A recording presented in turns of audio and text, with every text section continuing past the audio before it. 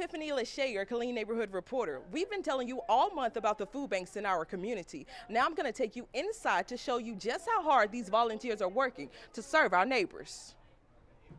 So now we are inside of the Killen Food Center. I'm standing here with the executive director, is that right? Yes, ma'am. His name is Mr. Raymond Cockrell. How are you today? Doing well. Busy as you can see. Yes, very busy. A lot of our community members are out here trying to get their food. So what we are going to do today is we are going to walk and talk and for you to show us what is happening around your food center. Are you ready? Okay, yes, ma'am. We sure are. Let's go. Glad to have y'all here today.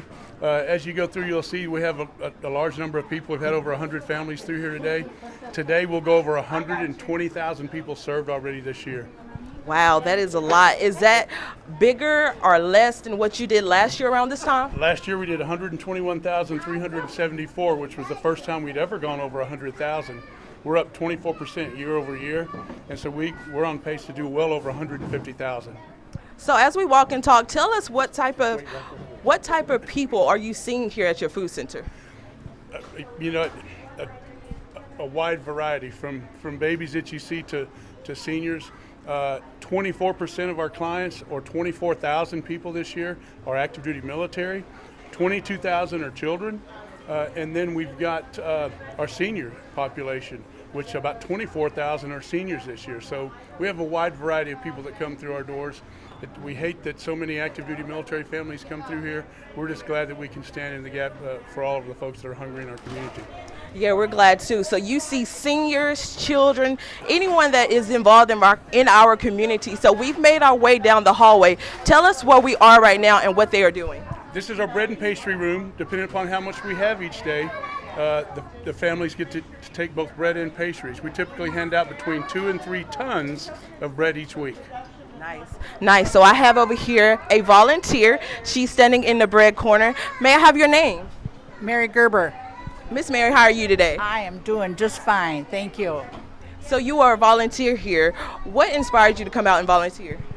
I'd rather, since I'm retired, not sit at home and come out and be part of the community and help people.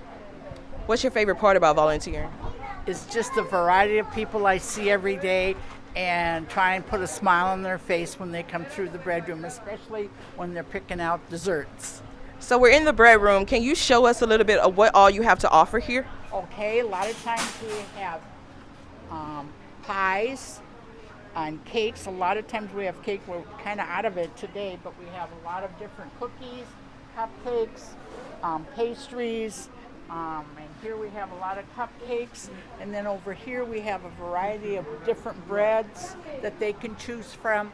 And like I say, they really, really enjoy coming through here and pick, especially the children. What's your favorite dessert over here? Key lime pie. Mine too, Miss Mary. Thank you so much for speaking with me today. All right, you're welcome. Thank you. You're welcome. Okay, so now we're going to go back and find the executive director as we continue to walk and talk. I see a lot of food cans right here. Can you tell us what this is? Yeah, it's our dry goods area, and we also have drinks. So it'll be pasta, cereals, any canned fruit, canned vegetables, canned meats will be in this area that we'll walk into now. Let's go.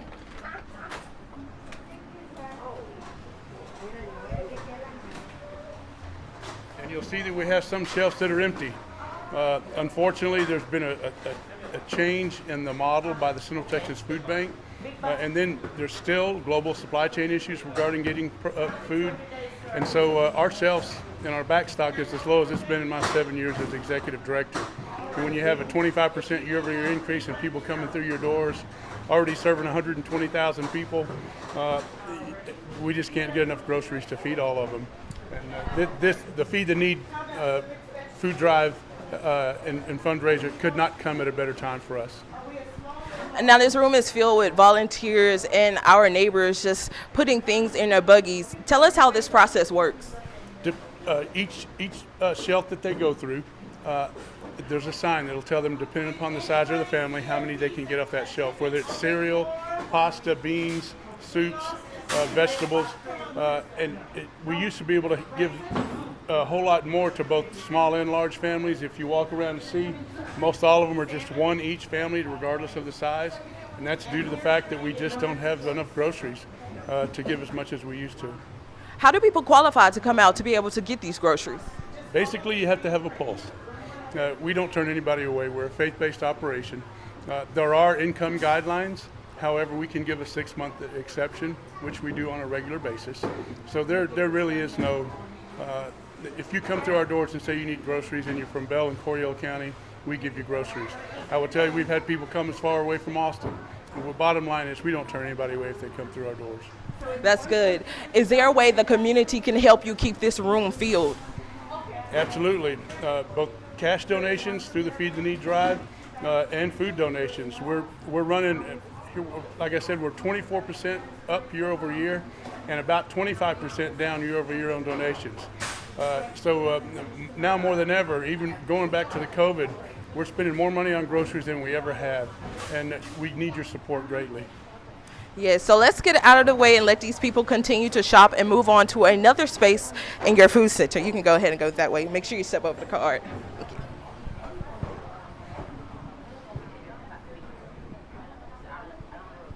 So we are headed back up the hallway.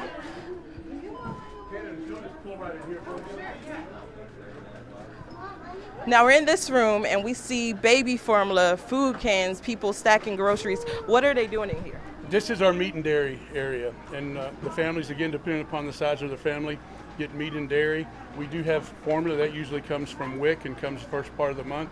And what you see behind us here, we have some students from KXXV helping us build our HOPE bags, our Healthy Options Program for the elderly. It's a supplemental bag of high protein, low sodium items for our seniors.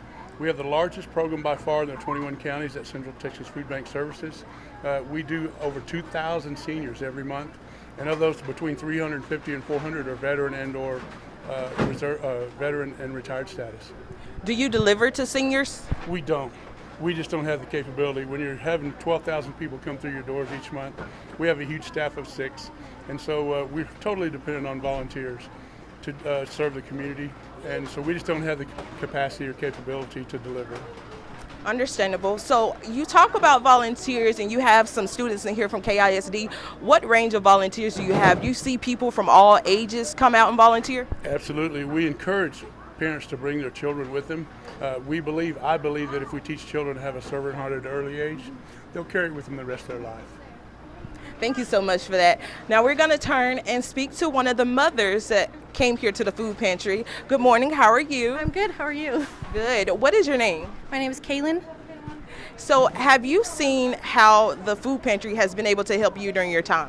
Oh, for sure. Not just me, but my entire community. We're a military family, so this is a really good supplement in between paychecks. We also have a large household, and then whatever we don't use, we actually pass on to other people in our neighborhood, because there's a lot of other people that can't get here, don't know about this place, and they benefit from it as well. What's your favorite part about this food center? Just how easy it is to get in and out. The lines move really quick, so I don't have to, because I have kids, so they get restless pretty easily. It's very efficient how they have everything kind of set up. Now, when you got ready to sign up to come get help, was that process easy for you? Super easy. I think it took me less than 5 minutes to actually fill out the paperwork, and then maybe a 10-minute little interview in the office, and then I was in and out and ready to go on. Perfect. Thank you for speaking with me today. Of course. Thank you. And then now we're back here with the executive director. Thank you so much, Katie. Is there any other space that we would like to see? Would you like to go out to the warehouse? Yeah, sure. Okay. We are headed to the warehouse. Watch the plastic, thank you. Now this is the warehouse where I see things just packaged with signs on them for the food care center. Tell us a little bit about how you get your production in for the warehouse, what days it come. We receive food every day from our local HEBs, our Walmarts, the Walmart Distribution Center over in Temple, and then we go to the commissary and pick up every day. They call it salvage groceries. And then we order from the Central Texas Food Bank, and that comes on every Friday morning. Now I don't see any volunteers back here, so when do the volunteers come in and help move the things up front? They'll do it throughout the day. Some of the volunteers that you saw back there, that's what their duties are. As we run low on the shelves, they'll come and get the product from here.